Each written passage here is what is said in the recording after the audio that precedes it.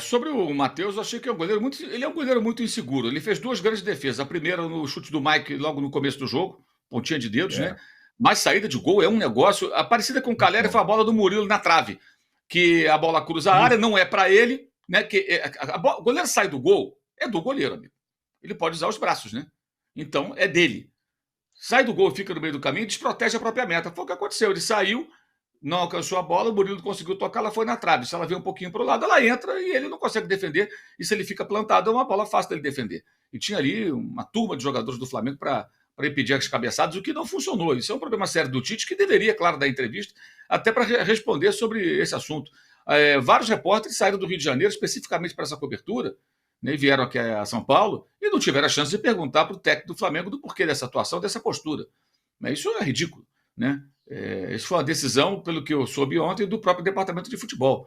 Mas o Tite tem tamanho para falar, não, eu quero falar, eu vou falar. Não tem desculpa.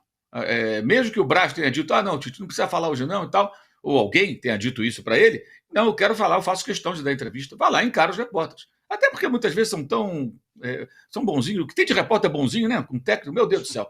Aí vai lá, tão bonzinho e fala, não sei o que e tal, ninguém pergunta nada, ou não fazem perguntas mais contundentes, né? Porque o Flamengo não pode jogar dessa maneira, esse é o ponto. Não pode jogar dessa maneira.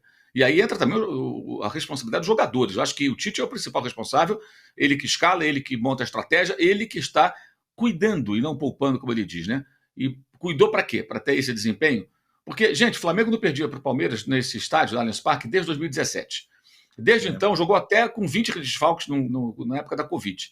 20 desfalques, aproximadamente. Nem o técnico foi, que era o Domenic Torrente, foi o auxiliar dele. E daí o Hugo foi o goleiro daquela oportunidade, o Richard Rios jogou pelo Flamengo, e o Flamengo fez bons jogos em todas essas partidas. Todas, todas. Né? É verdade, perdeu quando podia perder. E o Palmeiras teve uma vitória inútil ontem, né? Aliás, já viram o recorte do Palmeiras? 7 jogos, 4 derrotas, um empate, 2 vitórias, uma que não serviu para nada. E tem uma agenda positiva tremenda para o Palmeiras. É impressionante a boa vontade. Acho até que as palmas dos torcedores foram de extrema boa vontade. O time lutou, isso é o mínimo. Mas não jogou nada no Rio de Janeiro, por isso foi eliminado pelo Flamengo em casa. Aliás, eliminado 3 anos e meio. 2 vezes pelo São Paulo em casa, uma pelo CRB, uma pelo Atlético Paranaense, uma pelo Boca e uma pelo Flamengo. São 6 eliminações em 3 temporadas e meia.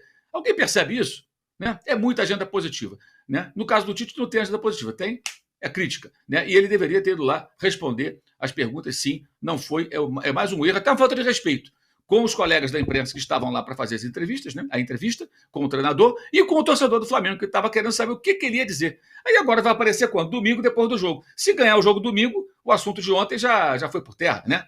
Porque é isso. E outra coisa, isso aí também é culpa da CBF, porque deveria ser obrigatória a entrevista do técnico. Como se não bastasse esse negócio do Tite colocar auxiliar técnico para falar no lugar dele antes do jogo, naquela entrevista pré-jogo, quando ninguém está interessado no auxiliar, as pessoas querem ouvir o que o treinador tem a dizer. O repórter pergunta geralmente, você escalou fulano, escalou ciclano, esse sistema de jogo, e o cara dá uma palhinha ali do que ele pensou. Aí entra o auxiliar, não é a mesma coisa, evidentemente, né? Mas ele parece que quer distribuir visibilidade para os integrantes da sua comissão técnica. Faz isso há muito tempo. Fazia até na seleção, e quando chega depois do jogo, não dá entrevista. Deveria ser obrigatória a entrevista do treinador. Obrigatória. Né? Como é em outras competições. E nas competições da CBF isso não acontece. Né? É ridículo o técnico do Flamengo não dar as caras para falar com a imprensa e, consequentemente, com o torcedor rubro-negro depois de uma partida ridícula, como é que o Flamengo fez ontem. Né? Embora, repito, no combo dos 2 jogos, eu acho que foi que mereceu a classificação. Não conseguiu não ser tão ruim fora de casa como o Palmeiras foi no Rio de Janeiro, e eu acho que por isso acaba. E foi superior também, né? No Rio, o Flamengo jogou mais do que o Palmeiras jogou ontem. Porque quando os 2 times jogam bem, o Flamengo joga mais que o Palmeiras. O Palmeiras é muita vibração, muita pressão e tudo, mas, gente, que repertório pobre ontem. Meu Deus do céu. Um adversário frouxo e o Palmeiras só jogando bola na área. Eu, sinceramente, há quem gosta disso, né? Tem gosto para tudo. Só para fechar ainda com você, Mauro, você acha que domingo vai com a tropa de choque, né? Não vai dar para ser diferente. Não sei, porque quarta-feira tem o Bolívar, talvez ele tenha que cuidar É, dos jogadores, né? Pode ser que ele tenha que cuidar dos jogadores. Eu acho que ele tem que analisar caso a caso, né? Aqueles que estiverem mais desgastados e tudo, de repente põe no banco, entra no segundo tempo e tal. Dá para montar um time bom para domingo e para quarta-feira também. E o Palmeiras vai estar na mesma situação, né? Fez ontem um esforço muito grande, né? Correu muito, o time teve que correr muito para tentar o resultado. E quarta tem o Botafogo no Rio de Janeiro, né? E nas 3 últimas visitas ao Rio de Janeiro, o Palmeiras só perdeu. 1x0 Botafogo, 1x0 Fluminense, 2x0 Flamengo. Foram 3 quartas-feiras seguidas perdendo lá no Rio de Janeiro. Vai de novo na quarta-feira com o Botafogo, num jogo que forjaram aí uma rivalidade, uma coisa toda. Vai ser certamente um jogo bem intenso. Aliás, falei em rivalidade, tudo. Absurdo o tratamento dado aos torcedores do Flamengo ontem no estádio do Palmeiras, né? Absurdo, vergonhoso. É incrível como mal se fala nisso. Tá? Os torcedores encurralados, a polícia tratando mal, não estou falando nem das organizadas. Os torcedores avulsos ali, que não são integrantes das torcidas, que foram ao estádio. O torcedor do Flamengo ir a jogo no estádio do Palmeiras é uma aventura. Tamanho desrespeito é a forma como são tratados. Muito, teve confusão mesmo. Teve confusão não, teve entreveros ali no Allianz Parque. De novo, lembrando, já teve coisa grave, né? Morte, já aconteceu muita coisa ali nesses jogos entre Flamengo e Palmeiras ao redor do Allianz. Tropa de choque domingo, talvez, Arnaldo, porque esse jogo agora, primeiro, para o Palmeiras agora tem que retomar e olhar de novo para o Brasileirão. Tentar retomar o caminho aí, né? Na verdade, como o Mauro falou, os dois têm a mesma dúvida, né? Por conta da Libertadores no meio da semana. Quem também deve estar em dúvida é o Botafogo, né? Para o final de semana, que é o líder do Campeonato Brasileiro. Não é nem o Flamengo, nem o Palmeiras. Que também está eliminado da Copa do Brasil, mas tem o Palmeiras pela frente na sequência. A diferença é que o Botafogo, Tironi, ele teve várias ausências na partida de ontem, as lesões graves, outras situações. E a questão do Botafogo nesse final de semana, para mim, é mais complexa, né? É o jogo contra o Juventude de manhã em Caxias no domingo, né? Então, para o Botafogo, líder do campeonato, eu imagino que o Botafogo vai ser a vez do Botafogo arriscar um pouquinho na preservação de jogadores, sabe? E acho que não vai com todo mundo para Caxias. Imagina o jogo de manhã, desgastante, frio, 11 horas da manhã. Não, a distância é maior, a chegada a Caxias não é tão simples. Então, o Botafogo talvez tenha esse desafio mais complexo do que a dupla. Eu vejo o Flamengo sendo um time que, quando joga, como o Mauro falou, quando joga, o que o Mauro quis dizer, na minha opinião? Quando o jogo é mais franco, mais técnico, favorece ao Flamengo, né? E a questão do primeiro jogo foi muito a construção do meio de campo do Flamengo, que completa uma coisa e incompleta é outra coisa. Então, a tropa de choque que você está falando, se o De La Cruz não puder jogar, já cria uma grande dúvida, como aconteceu no jogo de ontem no Allianz Parque. Colocar mais um volante ou colocar um ponta e trazer o Gerson para o meio. Ou, quiçá, que a torcida do Flamengo não gosta, colocar 3 zagueiros. Então, o De La Cruz é um jogador insubstituível mesmo pela característica, além da qualidade. Quando jogam Pulgar, De La Cruz, Gerson e Arrascaeta, o Palmeiras tem uma dificuldade imensa para competir no meio-campo. Mas eu não sei exatamente qual é a condição do De La Cruz. E acho que o nível do jogo do Flamengo no final de semana vai depender muito da presença dele ou não. O fato é que Flamengo e Palmeiras vão entrar no Maracanã domingo, sabendo o que aconteceu em Caxias com o líder Botafogo, né?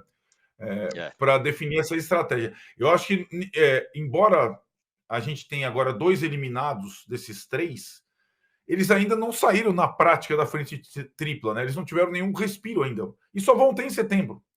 Então, até lá, Libertadores para cá e Brasileiro para lá. E acho que a situação mais desconfortável dessa rodada não é nem a do Flamengo, nem a do Palmeiras, é do Botafogo que vai a Caxias. Muito bem, ó. Vou colocar na tela aí, no ar, para você, as 2 coisas. Primeiro, porque foi outro ponto importante, as questões envolvendo o Abel, o gesto obsceno e tudo mais, e depois ele se explicando. Olho na tela.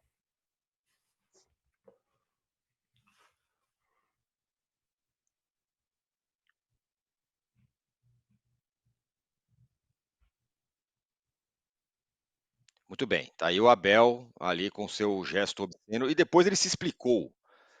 Vamos ouvi-lo. Primeiro eu fiquei surpreso porque não sabia o que era.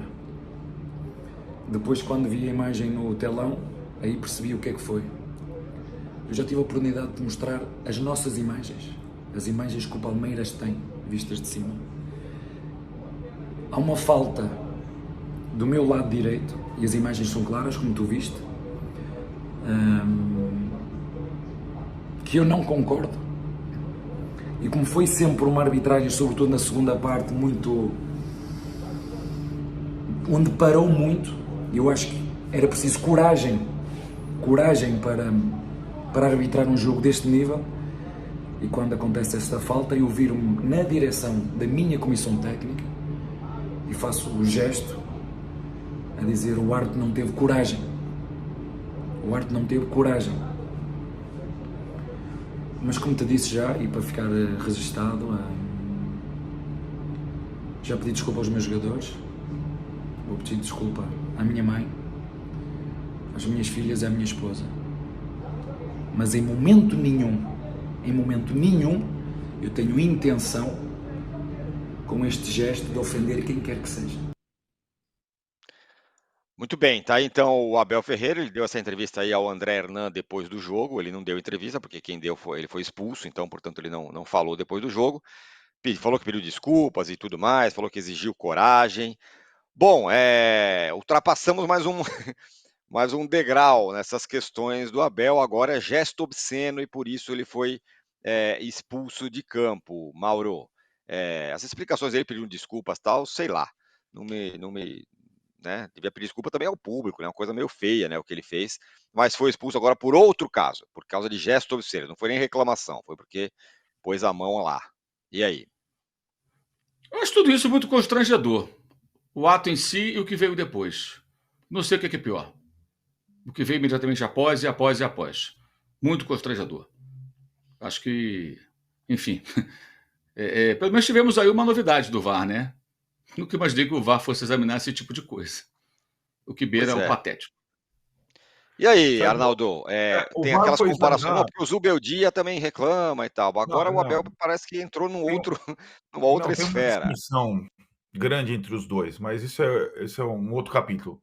Por que o VAR vai analisar? Porque ele fez o gesto para o quarto árbitro, né, Tino?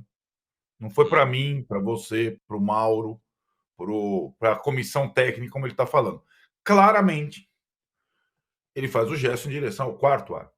E aí o quarto árbitro deve ter falado e o VAR tinha a imagem.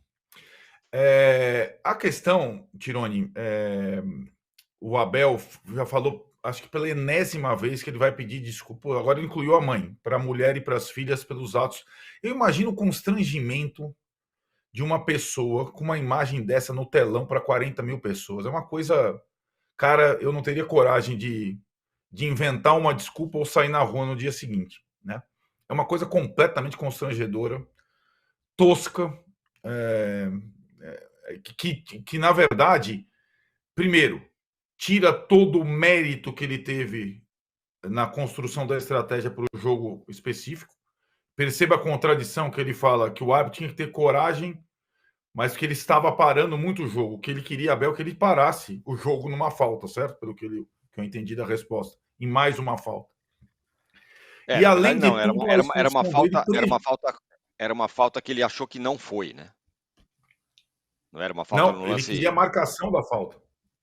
Ele queria a marcação da falta. E o Daronco faz isso bastante. Então, eu acho que é o contrário, mas tudo bem, pouco importa. Ele Bom, era um lance que ele queria que continuasse e o juiz parou. Mas enfim. Tá. E aí, ele prejudica o time dele no abafa final, se você for perceber. O jogo para, ele é expulso, fica o auxiliar, e ele prejudica o time dele, que também é um detalhe nisso tudo, né? Ele prejudica o time dele com a expulsão. A questão, e aí o que vem depois, o Mauro fala que é a entrevista que ele dá para tentar justificar a atitude, ela ocorre quase que concomitantemente à entrevista do auxiliar dele, o João Martins, a entrevista coletiva. E aí, quando o João Martins vem falar da arbitragem do Daronco, do que eles estão tentando fazer pelo futebol brasileiro, a comissão técnica portuguesa, eu me pego muito numa declaração que eles já deram em algumas outras vezes, sobretudo o Abel, que ele fala sobre o brasileiro em si, em geral, sobre o futebol brasileiro da falta de educação. Vocês lembram disso? Uhum. Vocês não têm educação, né? Quem não tem educação é o senhor Abel Ferreira, que já xingou mulher, já tentou bater em jogador, já xingou todas as pessoas do mundo e faz um gesto desse na beira do campo. Então, ele é apenas um bom treinador para o time dele. E o que a comissão técnica quer dele é o melhor para o time dele. Eles não estão preocupados patavina com o futebol brasileiro. E o ato de ontem é um ato completamente desqualificado. Eu estava vendo o jogo com as minhas filhas, não tive nem como explicar para elas, elas pararam de ver o jogo, pra você ter uma ideia, né? Porque isso aí é inaceitável, né? E não tem entrevistinha que ele dê depois, falando que estava a câmera tal, tipo, que justifique isso. E lamento sinceramente que a Leila, presidente do Palmeiras, que para mim tem sempre atitudes exemplares nos últimos tempos, tenha dado o aval, tenha respaldado o Abel, dizendo que o obsceno foi o árbitro, a arbitragem.